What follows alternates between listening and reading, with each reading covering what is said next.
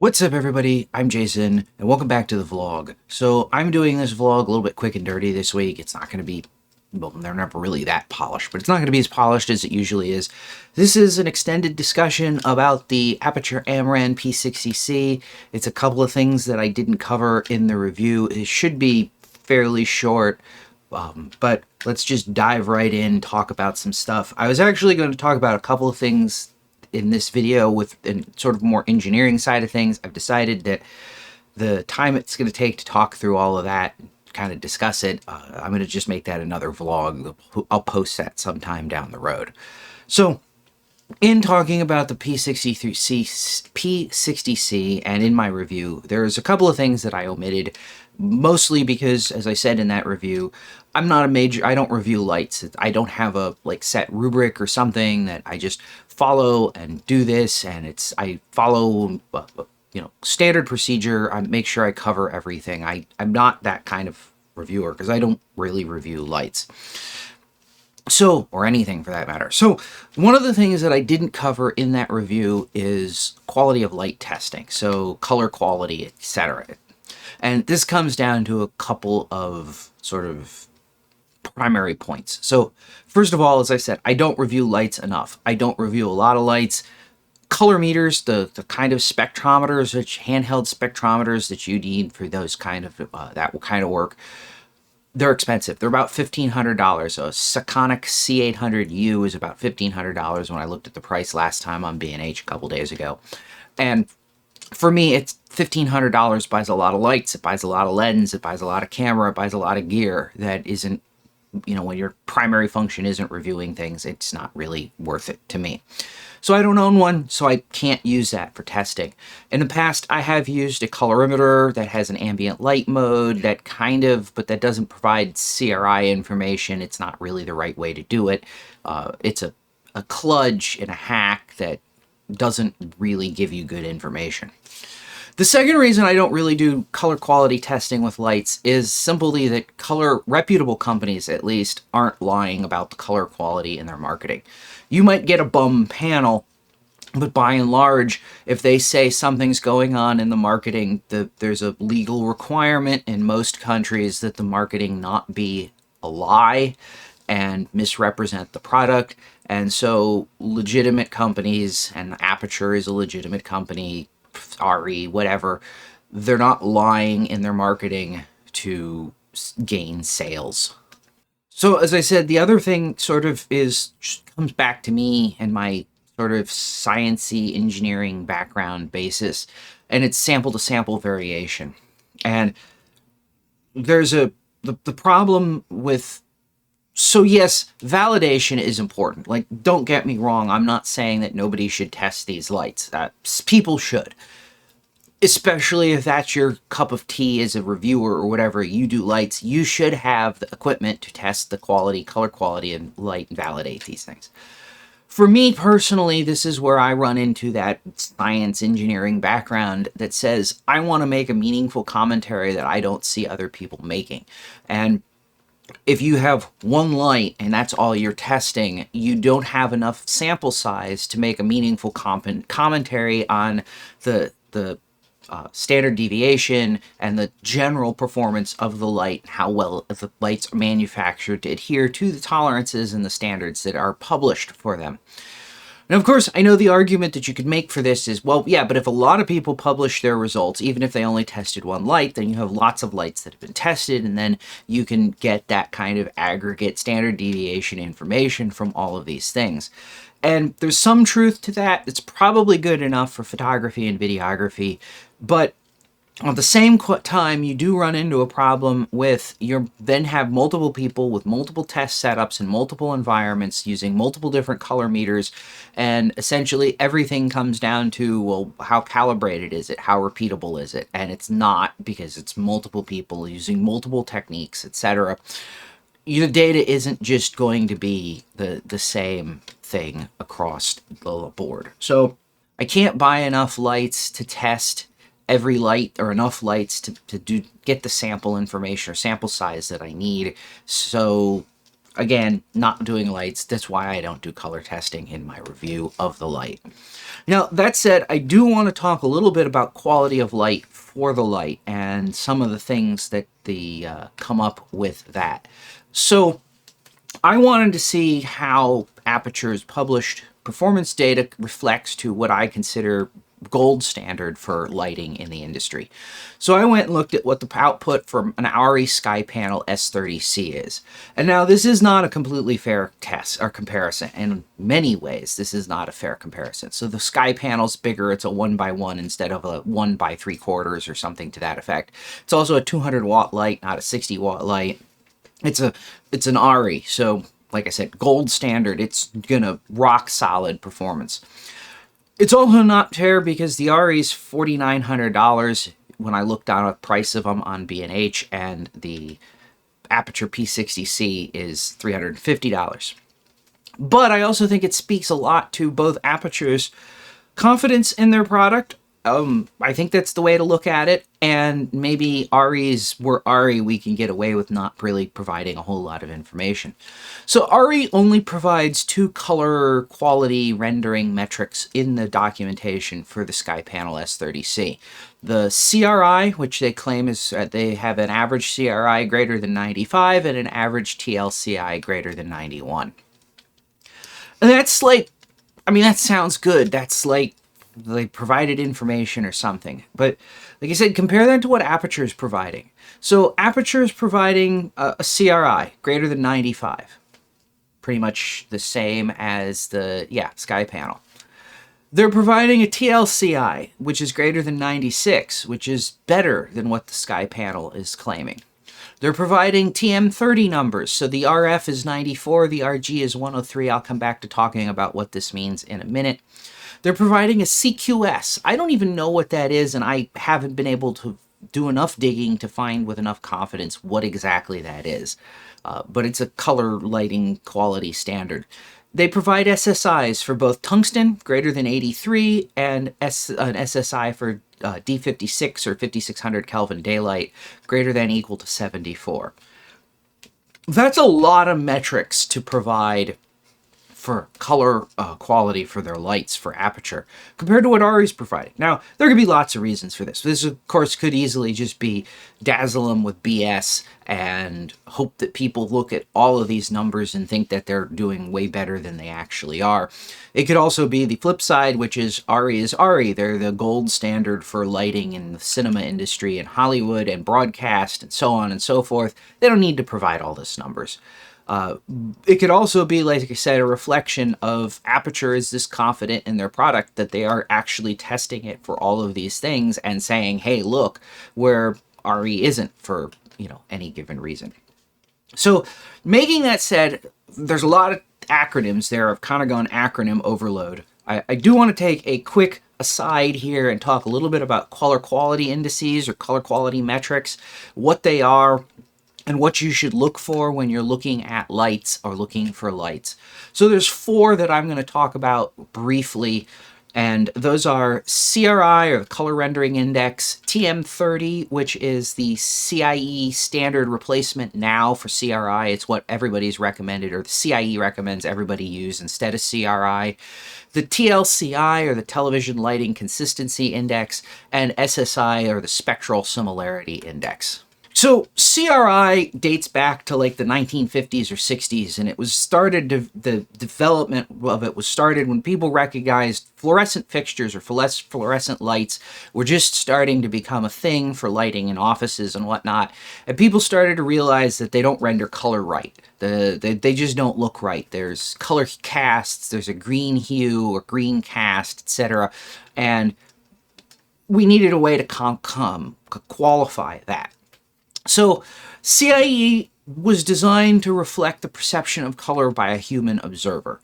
In other words, it's how we see color. So if you had perfectly 100% CRI, you have 2 colors that look the same to a human observer, but that doesn't necessarily mean they look the same to, say, a camera.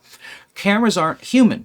The way they perceive the world of color is completely different. They have color filters that are tuned to different frequencies. They have different responsiveness in those color filters, so the specific filter lets through a range of lights, etc. They're not human eyes, and so there's no reflection of necessarily how we would perceive something as how the camera perceives something. And a perfect example of this, I talked about, I mean, this kind of difference, as I talked about in my review, where I can see a change in blue light when I was changing up the saturation of the pure blue on my P60C panel, and the camera couldn't. It was all just, it got to, there was a small range where it changed below, say, 45% or so, and then from 45% to 100, I could still see a change in blue as I was changing the adjustment, but the camera no longer could. So CRI is probably not the best solution for looking for video lights. I mean, the only thing you have to use it, but it's probably not the best solution. Now, a quick little bit of background about how CRI is tested or measured. It uses 14 test swatches or test colors. Of the 14, the first 8 are required. Basically, they're observed under the test light source and compared to how the color should look under the real light source or the reference light source. Obviously, this is all done with spectrophotometers or spectrometry now. You don't have people looking at the colors and trying to tell you how far off they are. But all of that is being calculated within the framework of a human observer. Now, as I said, the first 8 of those colors are required, so that's normally when you see a CRI number, it is the average of the first 8 error or values, or first 8 tests, first 8 color swatches, however you want to put it. So, like Ari says average specifically, Aputure just says CRI. What they're saying is it's the average of the first 8 values. Now, for LEDs, the 9th test swatch, which is a strong red color, is actually really important for testing because LEDs tend to not produce enough red light compared to tungsten or daylight. And as a result, they tend to not do very well with the whole R9 or the 9th reference color thing, which is why it's not usually used by LED manufacturers, and they don't talk about it because it would drag down their CRI score, and they don't want that to happen. So that's the other thing. Generally, when you're looking at the reported numbers, it's not the full 14 colors averaged, it's only the first 8 colors. Companies that average the whole 14 colors usually make a big deal about it because, especially with LED manufacturers, you're talking about companies that have very good R9 or very good red performance, and therefore they really want to make sure that people understand that this isn't just your average CRI. So TM30, as I said, this is the CIE upgraded replacement for CRI, and it still uses the same fundamental basis of a human observer. Now, TM30 provides way more information. There's more colors to be tested. It's got more requirements on the testing. There's more information about in the report, etc. But again, because it's a human observer that it's being referenced for, it's still not the optimal sort of point if you're looking for camera information. Now, as I said in the previous slide on with Aputure's numbers, there's 2 performance metrics that tend to be reported, RF and RG. So the way TM30 works is instead of just giving you a number, they generate a what's called a color vector graph that basically plots the color that's supposed to be there, the color that it was supposed to be, the color that it was measured to be, and then generates a series of lines and arrows around to show how that color has shifted in the way it's rendered. So RF is a measurement of basically the error.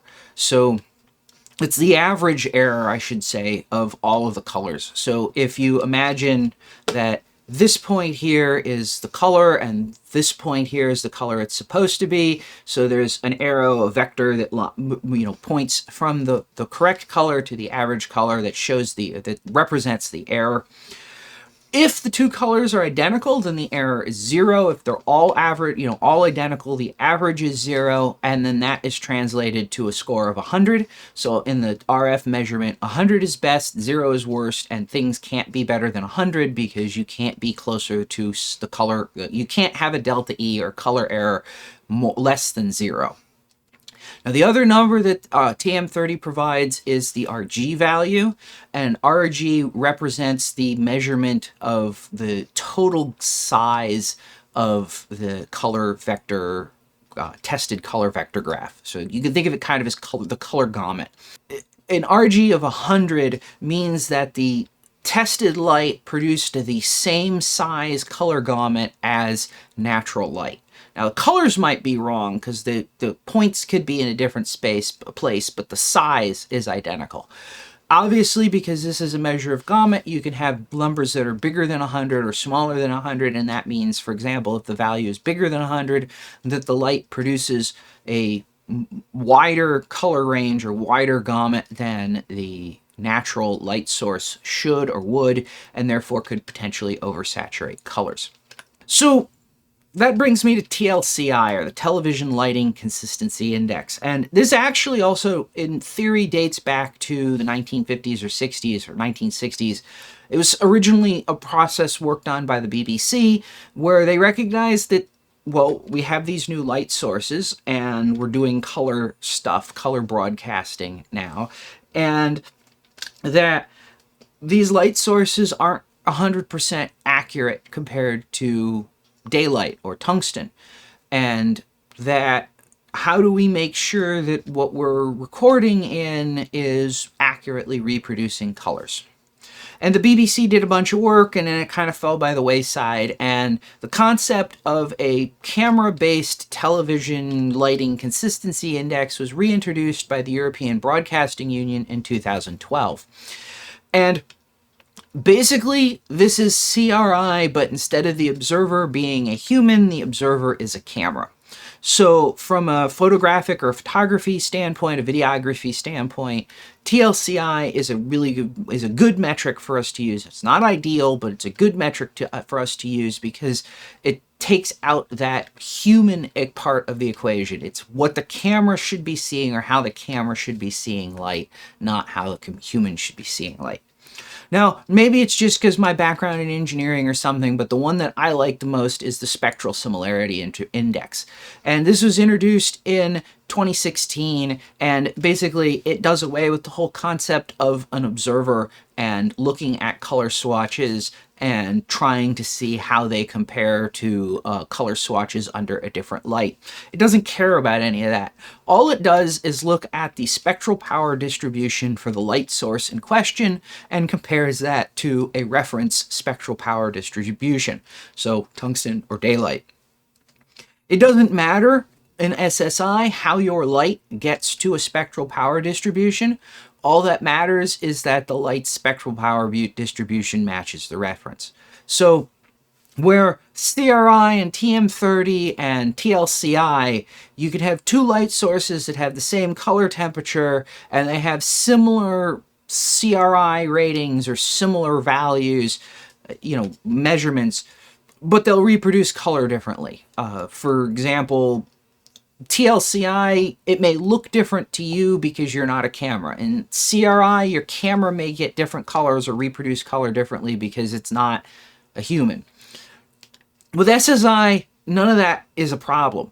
If the spectral power output of the light that is being tested is equal to the spectral power output of the reference light, so tungsten or daylight generally, then the color rendering will be 100% identical because you are illuminating it with identical spectral powered lights. So quickly wrap up this tangent on CRI or color rendering. Some things to keep in mind is TLCI and SSI. If you're doing video stuff, TLCI and video or SSI should be the preferred metrics you're looking at. TLCI is generally going to be the one that you're going to see most from most manufacturers. And the reason for that is largely that SSI doesn't make high numbers. It's for most light sources, they cannot completely reproduce the spectrum of the reference source, and therefore the SSI is not going to be super high. Doesn't necessarily mean that it's bad, but it doesn't make big numbers that sell good or sell things well. So for example, the D60 or D56 SSI for the P60C is only 74. This is actually a pretty good value compared, all things considered, based on SSI and other lights, what they put out for structural similarity or how they measure with the SSI scale. However, if you're marketing that, 74 does not sound nearly as good as a 95 or 96 when you look at CRI or TLCI.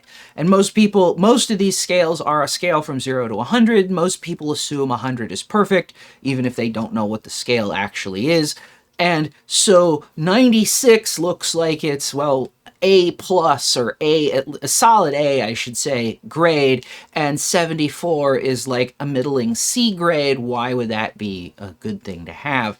So without having some understanding of what the ranges are and what the tests are actually doing, you know, it's not easy to market. And of course, marketers don't want to have to teach you everything you need to know to understand the things that they're marketing. They just want numbers that you can easily interpret. So back to the P60C review and omissions. This one I didn't even think about when I was doing the review. Run up to the review, like, it was not even a consideration to me, and quite honestly, it generally isn't a consideration at all for me when it comes to lights. But wait. So as I said, didn't talk about it because I don't really care. It doesn't take two people to lift, so it's not so heavy to be actually a problem.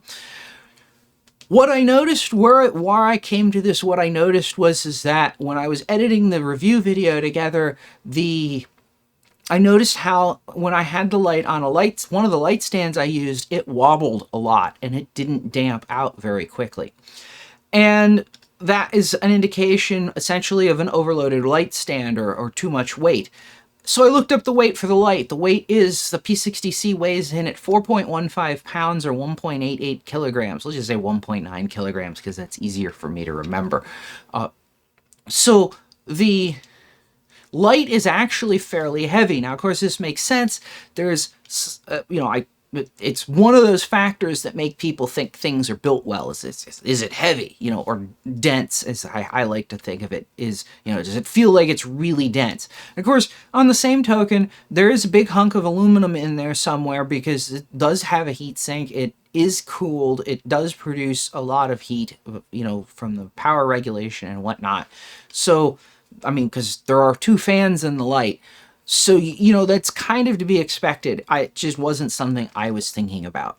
Now, the reason I bring this up is if, like me, you have light stands that date back to when you were a photographer as opposed to light stands you're buying now as a videographer, this could be a consideration. Now, doesn't mean your light stands are going to collapse on you, but they're just not going to be as steady. So the two light stands that I used back when I was a photographer that I still have are Manfrotto's 5001B. I think it's now just a 001B Nano or something like that. Those are the lightest stands I have, and they're rated for 3.3 pounds or 1.5 kilograms. Not exactly a lot of weight, and when you put a light that's 1.9 kilograms or 4 and change pounds on it, you're technically overloading the stand, and that was the stand that wobbled a lot. Now, when I noticed it was wobbling, I swapped over to my other light stands, which are Manfrotto 1052 BACs. Those are rated for 11 pounds or 5 kilograms, so the light was obviously under the weight limits for those. And I still found that those were not super stable. Now, obviously, if you're using big, beefy cinema grade C stands, you're not going to have this problem at all. But if you're trying to travel light, you're trying to do location work, and you're not carrying 700 pounds of C stands, this is something to keep in mind, that weight is an option or a factor. There you go. Now, the final thing that I wanted to talk about in this is the lack of DMX support. Now, again, I'm not going to criticize the light for this. In fact, when I was doing the review, I wasn't even thinking about DMX support because it's not something I use. For the target market, I don't think DMX support is really that important.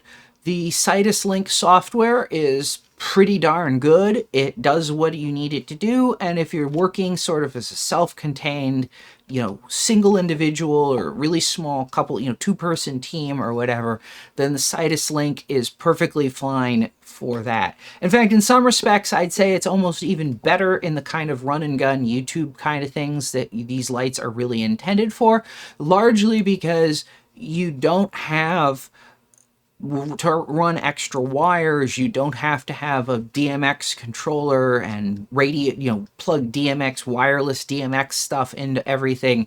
It's all there, it's all built in, and it's controlled from your smartphone or tablet, which you probably already have with you anyway. That said, this puts a cap, I feel, on the utility of this light as an investment. So if you're going to scale up, you are investing into sort of a closed ecosystem. So if you're thinking, and I mean, maybe this is just me, but I think that if you're trying to do video sort of full-time or trying to do video seriously, I won't even say full-time, just seriously, that your objectives should be kind of to scale up, to get better, to do better, to have better control. I would like a full studio instead of a corner of a room that's also an office that I shoot in. I would love to be able to have all my lights on DMX control where I could hit a button and turn all of the lighting on in one swoop instead of having to turn stuff on individually. Yes, you could do that with the Sidus Link. You are also bound and stuck with Aputure's lights if you do that. Now, Aputure is putting Sidus Link in everything, so that's not a horrible thing. It's not the end of the world, but it does mean that there's sort of a cap on how far you can go with these lights before you can't fully integrate them into something that's a bigger system, more open, different brands. Whereas, for example, the Lightstorm lights, they have DMX 512 support. They do you can integrate them with pretty much anything. Which brings me to a quick little rant, and then I'm going to wrap this up because it's running about 30 minutes at this point. But fiefdoms in the camera industry, and this is just another example of the little closed fiefdoms that drive me up a wall more and more in the camera industry. I'd really like to see Aputure open the Sidus Link API, how it works, whatever. I mean, it's Bluetooth, and there are lots of Bluetooth-capable microcontrollers out there now that are incredibly inexpensive. Arduinos, ESP32s, all kinds of stuff. Now, this is obviously not going to be what every photographer is going to use, because every photographer isn't going to write their own control software and controllers or whatnot.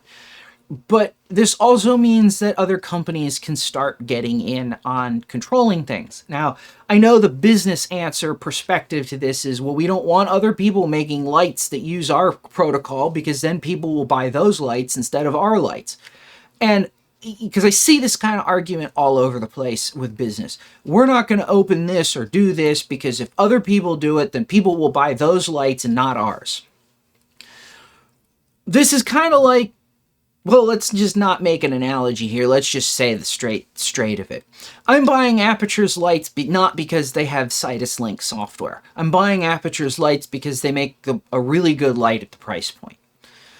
If somebody makes a better light at the price point for what Aputure's doing, I'm going to buy that light, and I really don't care if it doesn't use Sidus Link software. I will turn the control or control it manually from the back of the light. Why this annoys me is there is a lot of really cool gear coming onto the market now that didn't exist 10 or 15 years ago. And I'd want to call it like entry level, but the reality is it's not really all that entry. It's just not Hollywood. So, for example, Edelkrone makes motion control sliders, heads, jibs, the whole shoot and match that work off their app.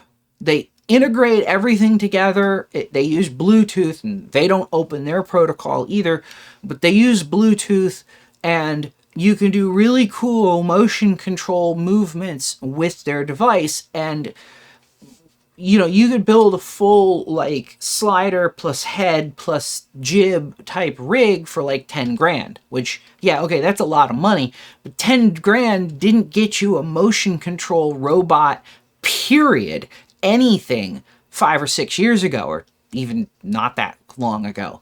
Like, full-on Hollywood motion control robots are super expensive. And here's Edelkrone doing stuff because, well, you don't need a 40 horsepower motor to move a DSLR or mirrorless camera around. Doing really cool stuff that's budget friendly for most serious videographers.